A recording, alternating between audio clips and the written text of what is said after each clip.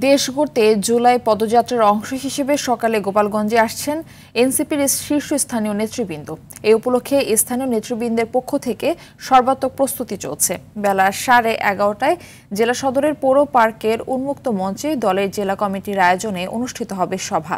এনসিপির কেন্দ্রীয় নেতৃবৃন্দ স্থানীয় নেতাকর্মীদের সঙ্গে মতবিনিময় করবেন এবং জুলাই অভ্যুত্থানে শহীদ পরিবারের সদস্যদের সঙ্গে সাক্ষাৎ করবেন। গোপালগঞ্জের কর্মসূচি শেষ করে তারা মাদারীপুরের উদ্দেশ্যে রওনা হবেন। এই সফরে অংশ নেবেন এনসিপির আহ্বায়ক নাহিদ ইসলাম, সদস্য সচিব আখতার হোসেন, মুখ্য সংগঠক হাসনাত আবদুল্লাহ, মুখ্য সংগঠক সার্জিস আলম, সিনিয়র যুগ্ম সদস্য সচিব সামান্তা শারমিন ও তাসনিম জারা এবং সিনিয়র মুখ্য সমন্বয়ক নাসির উদ্দিন পাটোয়ারি।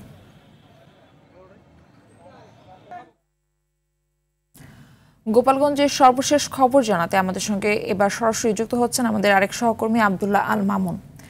মামুন, গোপালগঞ্জের জুলাই পদযাত্রা নিয়ে সর্বশেষ কি কি তথ্য আপনার কাছে রয়েছে জানাবেন?